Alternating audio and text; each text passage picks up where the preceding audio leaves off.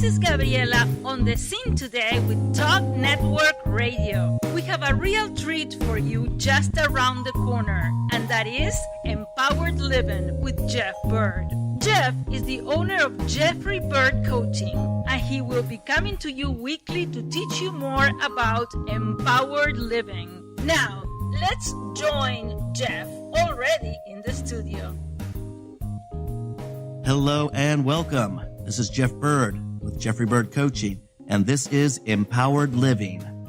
Today, we're following up on a session that we started last week on the heart of a wise leader. The heart of a wise leader. As I go through scriptures, I'm often very struck by some of the characteristics that define the leaders that we see portrayed there. And today we're going to look at three of those leaders and some of the characteristics of their heart towards those whom they were leading. The first one's going to be David, King David. The second is the Apostle Paul, and the third is God himself.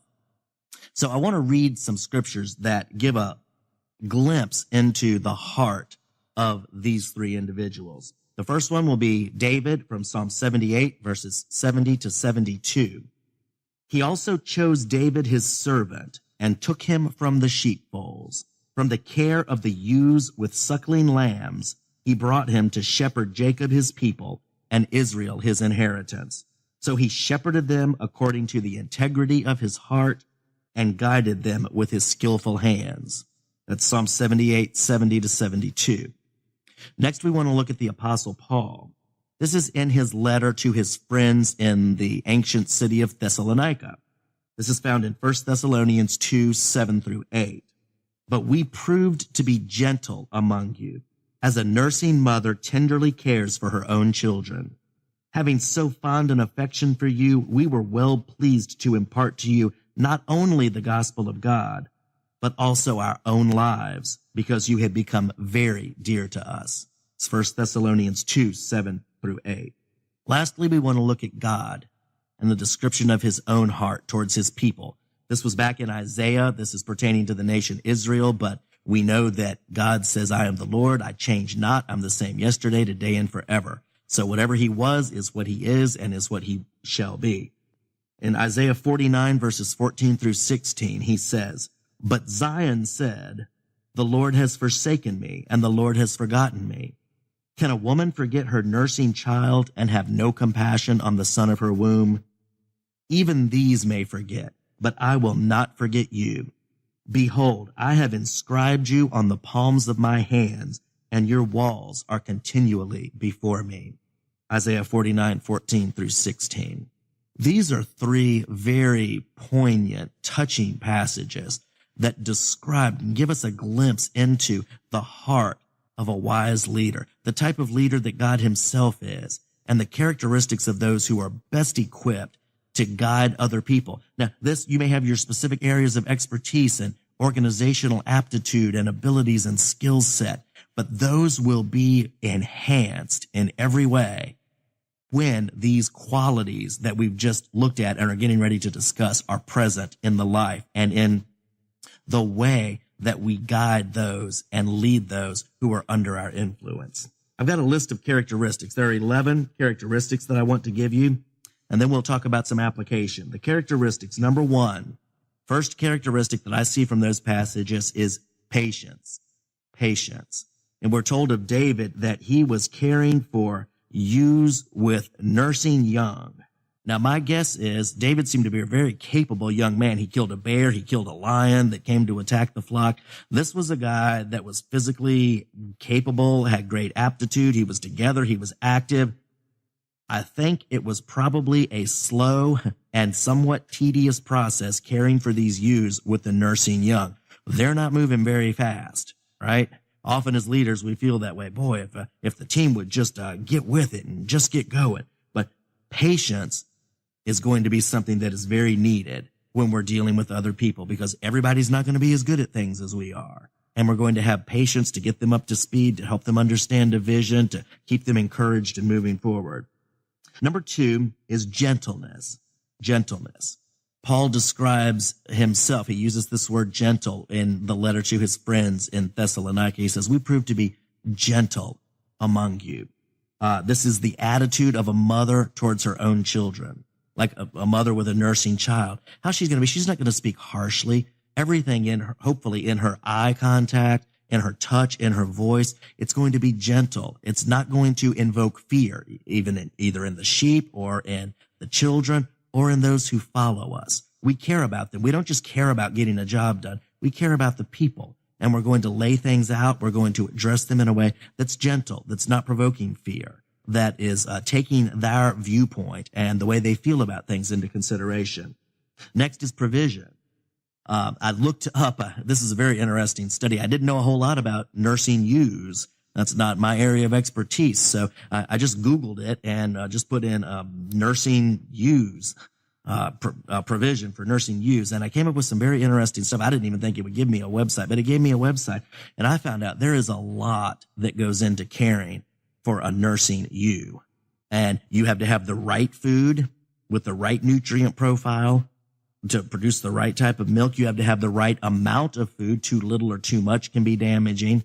You have to have the right amount of water. Even when they're pregnant, you have to know how many lambs they're carrying. And you have to adjust the food and water allowances accordingly, because too much or too little can be very devastating to the pregnancy and to the lambs that are going to be born. In winter, some places it's very cold. You actually have to have heated water bowls to encourage them to drink and to take in the water that they need.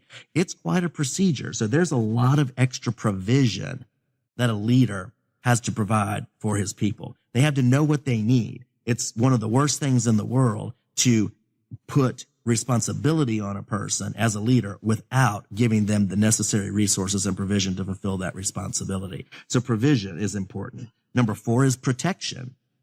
The ewes are going to be more vulnerable to many conditions and to predators. The good shepherd, as we're told of Jesus, he cares for the sheep. He leaves the 99 that are okay and goes after the one that's lost. He gives protection. He brings it back. In Psalm 23, a very famous song, we read that thy rod and thy staff, they comfort me. Those are implements that the shepherd has that they use to fend off predators and to rescue the sheep, to protect the sheep. So protection is going to be something that a leader is in the heart of a leader for his people. They want to provide for those people and make sure that they know that they're cared for. They know they're protected. They are looking at potential threats and dangers to the organization, to the individuals, and they're addressing them head on. Number 5, tenderness. This tenderness means to cherish with tender love, to warm and keep warm. This is a picture we don't often associate with leaders, but the best leaders, and the Apostle Paul was a good leader. He led, he developed most of the church in his day and wrote most of the New Testament and has influenced millions and millions and millions of people by his example and his writings. And this is what he uses. This is the word he uses, is tenderness. We were tender with you. We cherished you with a tender love. We weren't just in it for ourselves. This isn't what we got out of it. We saw your value. We saw your worth. And we cherished you with a tender love. We were willing to give up our coat to warm you and to keep you warm, to do what's best for you. Number 6 is affection. Affection means to long for, to have this deep desire for, not in a selfish way, not that we want to get something out of them, but we just long to be with that person. We care for them that deeply. Number 7 is a shared life. Paul says that you are our joy and our reason to live. That's essentially what he tells them. A shared life. We didn't just tell you the gospel. Hey, you need to know this important truth here. Now we're on our way. No, we cared so much with you that we came to you. We shared our life. We were willing to live with you, to spend our time, to spend our energies, to help you grow, to help you become better. And then we shared the truth of God's perspective on how much you are valued and what's been done to love you, to save you, to give you the best possible life. We shared that as well. Number 8, Paul had a very dear vision of the people. They were beloved, they were esteemed, they were dear, they were favorites, and he saw them as being worthy of love. Those are the definitions that I got when I looked up this vision that he had of them and the words that pertain to that.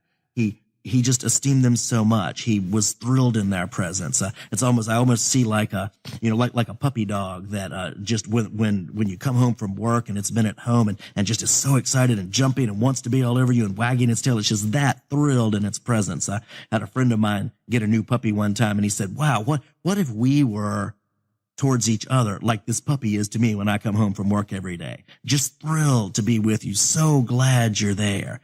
Not wanting to get anything, just delighted to be with you.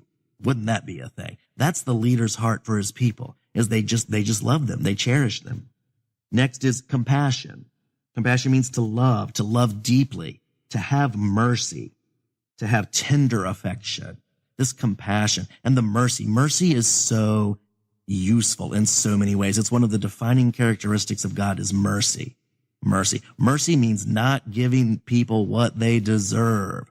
Now, well, they had it coming to them. Well, they may have, but mercy is the divine quality of God that overlooks what they have coming, and then grace gives them what they do not deserve. When people on our team, if we have a business team and somebody makes a mistake, come to it with mercy and differentiate between maybe what they intended, what they were trying to do, and the outcome they got. Maybe they didn't get such a good outcome, but maybe they really had their heart into it. Look at it with mercy and then find a way to help them review it and evaluate and to move forward together. The next, number 10, is oneness. Paul, as with many of the churches, he sacrificed his own good, and it paid the way for their well-being. Sacrificing his own good paid the way for their well-being. It's like the law of sacrifice, which says you have to give up to go up. Well, to go up in his influence and let these people know how much they were loved, he had to give up something of value. He suffered tremendously. If you read through the scriptures, you'll see lists of what he suffered, shipwrecks and imprisonment and almost being killed by stoning several times. He gave up a lot for their well-being because he wanted to be one with them. And what you give up of yourself and that other person takes in, that creates a oneness. You've given something of yours and they've taken it in, and now there's a oneness there around that which you gave up for them. The last one on this list, number 11, is constant watchfulness. And God says this. He says to his nation Israel, he says, your walls are continually before me. That's like the walls of the city, those walls that protect them, that allow them safe passage in and out, that keep the predators and the evil people that would harm them out. He says, I'm always and I'm eternally watching over all that affects you. There's not one thing that impacts your life that I'm missing. The good leader, the heart of a wise and good leader, is going to always be looking out for the best interest of his people or her people. Now, I've got some applications that correspond to those 11 points that we just went over. Let me read through them again, just in case you're taking notes and didn't get them the first time. Number 1, the characteristics of the heart of a wise leader. Number 1, patience. Number 2, gentleness. Number 3, provision. Number 4, protection. Number 5, tenderness. Number 6, affection. Number 7, a shared life. Number 8, having a very dear vision of the people. Number 9, compassion. Number 10, oneness. And number 11, constant watchfulness. Okay, so some applications from those 11 points. Number 1, when we come to patience, I've discovered that we are often, as leaders, most impatient in our area of greatest giftedness. Think about that. Think about the times when you are most impatient with other people. Think about that. Go ahead and get it in your mind. Isn't it often in an area that you're just naturally good at, something that comes easily to you? You just can't understand why other people can't get it, why they're so slow on the uptake. Now, often this happens in managerial situations, and you've known this, you've seen it, I believe. And what happens is a person who's very skilled in an area, very naturally good at it, or has been well trained in it, they get promoted to be the manager. So now they've got all this skill at doing this job, but now their job is to oversee other people doing it who may not be as good. So what do? They micromanage. They're always looking over their shoulder to make sure they're doing it as well as they would. They're nitpicking them. They're driving them crazy, right? And often they're very impatient with them because the others aren't as good. Because what's happened is they were promoted to manager not because they were good at leading people. They were promoted to manager because they were skilled at an area that needed some oversight.